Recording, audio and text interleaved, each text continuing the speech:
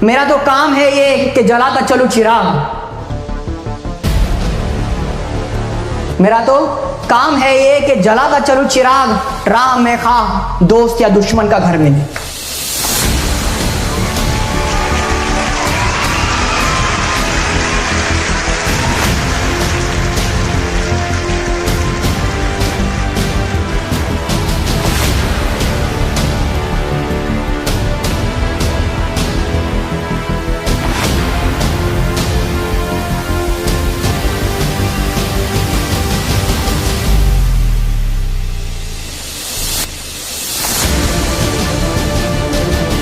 रख हौसला, वो मंजर भी आएगा, प्यासे के पास चलकर समंदर भी आएगा। रख हौसला, वो मंजर भी आएगा, प्यासे के पास चलकर समंदर भी आएगा। यूं थक कर ना बैठ है मंजिल के मुसाफिर, मंजिल भी मिलेगी और मिलने का मजा भी आएगा। कई सारे पेरेंट्स को मैंने ये कहते हुए सुना है कि हमारे बच्चे को तो हम कहीं पर बाहर छोड़ते ही नहीं है, किसी गलत संगत में हम रखते ही नहीं है। हमारा बच्चा 24 घंटे बस स्कूल से घर आता है, ट्यूशन से घर आता है, मदरसे से घर आता है, हमारी नजरों के सामने रहता है। सोच हमारे बच्चे की बहुत अच्छी होनी चाहिए, फिर भी पता नहीं बच्चा कैसे बिगड़ रहा है। तो एक बात मैं उन पेरेंट्स को बताना चाहता हूँ। हमारे भारत देश के सबसे successful businessman, one of the most successful businessman in the world, Dhirubhai Ambani sir.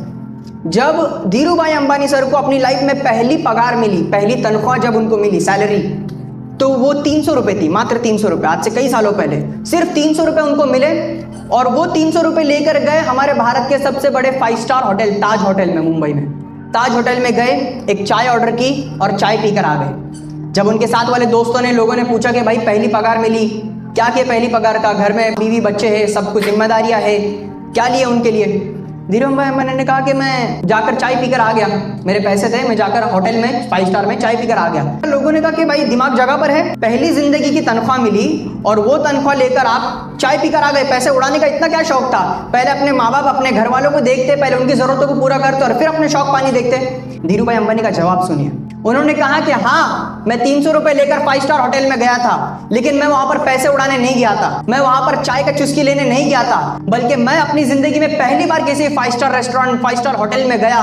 पर लेकिन मैं ये देखना चाह रहा था कि जो लोग रोजाना 5 स्टार होटल में आते जाते रहते हैं, रोजाना जिनका आना जाना 5 स्टार लोगों के बीच में होता रहता है, उनकी क्या सोच होती है, वो आपस में क्या बातें करते हैं, वो देखने के लिए मैं अपनी पहली पगार वहां पर ले जाकर खर्च करके आया। माशाल्लाह, ये सोच होती है। जब सोच इंसान को बदलनी होती है तो फिर वो पैसे को भी नहीं देखता, अपनी सोच को बड़ी रखता है, तब जाके जनरेशंस बनती है। और आज धीरूभाई अंबानी की जनरेशंस लीड कर रही है बिजनेस लाइन में। इसीलिए कहते हैं that this is the famous saying, I could say, unsuccessful people plan for weekends, unsuccessful people plan for weekends, but successful people plan for generations.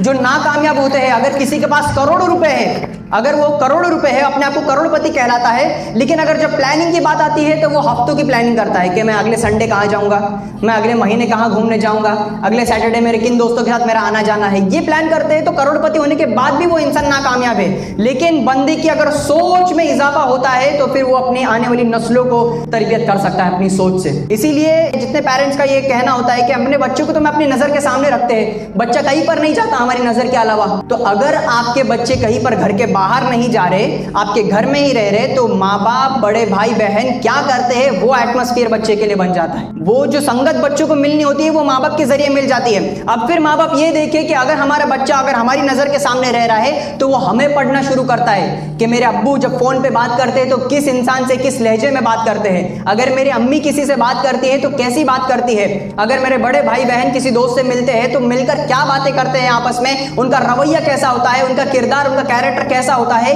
ये बच्चे देखते हैं और फिर सीखते हैं। एक माँ बाप की मैं कहूंगा कि एक छोटी सी गलतफहमी या खुशफहमी में, पता नहीं माँ बाप ऐसे पेरेंट्स रह लेते हैं कि हमारे बच्चे को तो अगर हम परवरिश कर रहे हैं, हमारे बच्चे की हम अच्छे से तरबियत कर रहे हैं, तो हमने हमारे बच्चे को स्कूल में डाल लिया है, वहाँ पे टीचर्स देख लेंगे, हमने हमारे बच्चे को मदरसे में डाल दिया है, वहाँ पे मौलाना मुफ्ती देख लेंगे, हमने हमारे बच्चों को ट्यूशन कोचिंग्स में लगा दिया है, वहाँ पे सर मैडम देख लेंगे, हम तो टाइम टू टाइम फीस भर रहे हैं ना। हम टाइम टू टाइम हदिया जो है वो दे रहे हैं ना, फिर किस चीज की कमी है? टीचर्स के भरोसे, अगर उस्ताजों के भरोसे पेरेंट्स अपने बच्चों को छोड़ते हैं तो कभी भी 100% आप अपने बच्चों की तरबियत नहीं कर रहे हैं। आप अपने बच्चों की 100% तरबियत नहीं कर रहे हैं, क्योंकि जो टीचर्स होते हैं वो लैंग्वेज सिखाते हैं, वो सब्जेक्ट सिखाते हैं, और सिखाने के साथ साथ जितना उनसे बन सका वो अपने स्टूडेंट्स को जो है तालीम देते हैं। लेकिन असल तरबियत, बच्चा स्कूल में तो सिर्फ 5 से 6 घंटे रहता है, लेकिन बच्चे 16-17 घंटे बच्चा अपने माँ बाप की नजरों के सामने रहता है। तो माँ बाप को चाहिए कि देखना कि हमारे बच्चों की हम किस तरह से तरबियत कर रहे हैं। हमारे बच्चे को अगर कोई भी चीज की जरूरत पड़ती है तो क्या हम उसकी पूरी करते हैं, हम उसकी ख्वाहिशात पूरी करते हैं, या हम उसकी जिद पूरी करते हैं, या हम उसकी जरूरत पूरी करते हैं? सबसे पहली चीज माँ बाप को अपने बच्चों की जरूरत पूरी करना है, बाद में उसके ख्वाहिशात, बाद में उसकी जिद को पूरी करना है। बच्चों की जो जरूरत है वो पहनने उड़ने के कपड़े हैं, वो उसका खाना पीना है, और उसका सबसे मेन उसका एजुकेशन है। जिस एजुकेशन के पीछे पहले अपने माँ बाप को अपनी लाइफ डेडिकेट करनी है। मैं जो यहाँ पर आपके सामने कम उम्र में खड़े रहकर अपनी बात रख पा रहा हूँ, तो ये कुछ मैजिक नहीं हुआ है मेरे साथ। जब मैं छोटा था, जब मैं बचपने में था, और जब मैं बोलने की ताकत, बोलने की सलाहियत अल्हम्दुलिल्लाह रखता था, तब मेरे अम्मी अब्बू अगर चाहते तो मुझे नाच गाने की भी वीडियोस दिखा सकते थे। तब अगर मेरे अम्मी अब्बू चाहते तो मुझे कुछ दूसरे दीगर चीजें जो कि ट्रेंडिंग चल रही है सोशल मीडिया पर, वो सारी चीजें दिखा सकते थे। लेकिन हमारी उस चीज में हमारा दिल ही नहीं है, हमें उस चीज में जाना ही नहीं है। हर एक बंदे के पास एक सलाहियत होती है, एक काबिलियत होती है, एक मकसद होता है, जिस मकसद के अल्लाह ताला ने हमें जमीन पे उतारा है। मेरा अम्मी हमेशा ये कहते हैं कि हम मखलूक है लेकिन अशरफुल मखलूक है। अल्लाह ने हमारी जैसी इस दुनिया में करोड़ों मखलूकात बनाई है, पेड़, चरिंदे, दरिंदे, जानवर, रेंगने वाले, उड़ने वाले, सारे अल्लाह ने मखलूकात बनाई है। लेकिन जो अशरफुल मखलूकात, ये जो टाइटल अल्लाह ने रखा है, ये इंसानों के पास, हम नबी सल्लल्लाहु अलैहि वसल्लम की उम्मत के पास रखा है, इस जहन की वजह से। और हमारा एक मकसद है, हमारा एक मिशन है।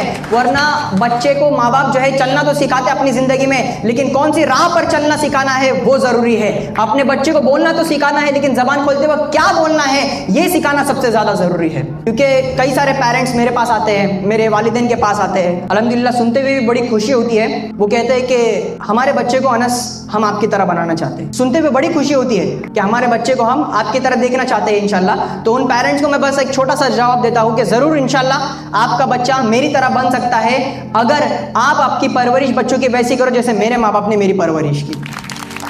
मेरे अम्मी अब्बू ने जिस तरह मेरे पीछे ध्यान दिया, अगर उस तरह आप अपने बच्चों के पीछे देंगे तो जरूर इंशाल्लाह आपका बच्चा मोहम्मद अनस नहीं, उससे भी बढ़कर अपना खुद एक नाम कमा कर दिखाएगा, अपना एक नाम, अपना एक मुकाम अपनी जिंदगी में बनाकर दिखाएगा इंशाल्लाह। जिस तरह मैंने माँ बाप की एक गलत फहमी आप लोगों को बताई कि माँ बाप जो है कुछ टीचर्स के भरोसे रह लेते हैं तरबियत के लिए, उस तरह एक बच्चों की भी एक गलत फहमी मैं कहना चाहूंगा। वो गलत फहमी ये होती है कि ठीक है अम्मी अब्बू हम कर लेंगे हमारी लाइफ में, लेकिन हमारे लिए तो अभी बहुत जिंदगी पड़ी है, अभी हमारे पास तो बहुत वक्त पड़ा है, अभी हमारी उम्र ही क्या है, हमारे लिए तो बहुत कुछ करना बाकी है, तो बहुत टाइम है हमारे पास। ये बच्चों की सोच होती है, लेकिन ये गलत है, क्योंकि यकीनन आपके पास टाइम है। जितने भी यंगस्टर्स मेरी उम्र के हैं, मेरे से कम या फिर मेरे से थोड़े ज्यादा उम्र के, जरा सुने, आपके पास यकीनन टाइम है, आपके पास भरपूर टाइम है। जिंदगी में आप जो करना चाहे 10-100 काम आप लोग करें, लेकिन आपकी कामयाबी को देखने के लिए, आपकी ऊंचाइयों को, बुलंदियों को तक चढ़ते हुए देखने के लिए सबसे पहले हकदार आपके वालिदैन हैं, सबसे पहले हकदार आपके माँ बाप है, जिनकी उम्र कम होती चली जा रही है, जिनकी उम्र कम होती चली जा रही है। क्योंकि माँ बाप की एक फिक्र होती है जो उनको बुढ़ापे में खाई जाती है कि मेरे बाद मेरे बच्चे का क्या होगा। मैं जब तक जिंदा हूं तो मैं पूरी कोशिश कर रहा हूं अपने बच्चों की तरबियत और तालीम की, लेकिन मेरे बाद मेरी औलाद का क्या होगा।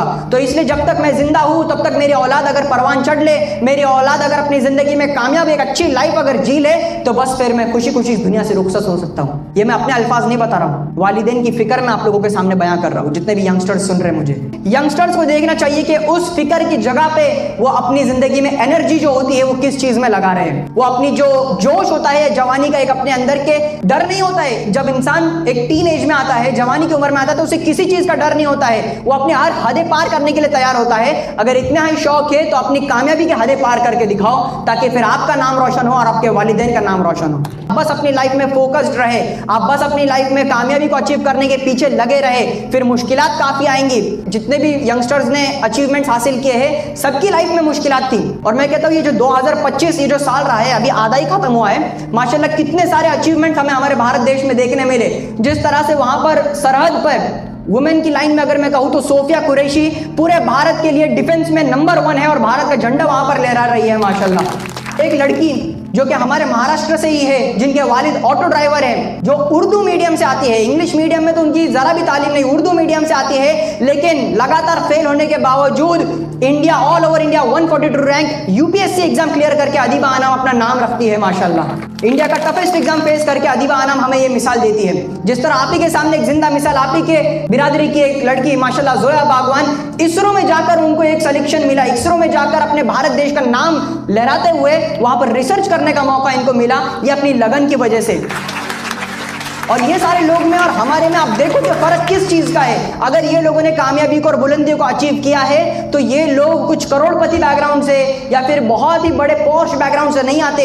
ये लोग वही खाना खाते हैं जो हम खाना खाते हैं, ये लोग वही पहनते हैं जैसे कपड़े हम पहनते हैं, ये लोग वही जिंदगी जीते हैं जैसे जिंदगी हम जी रहे हैं। अगर फर्क किसी चीज में है तो आपके और उनके सोच में फर्क है, आपके और उनके मेंटालिटी में फर्क है, आपके और उनके किरदार में फर्क है, आपके और उनकी मेहनत में फर्क है। और उनकी मेहनत ही है जो उनको इंशाल्लाह इस दुनिया में आगे लेकर गई है और बुलंदियों तक पहुंचाई है माशाल्लाह।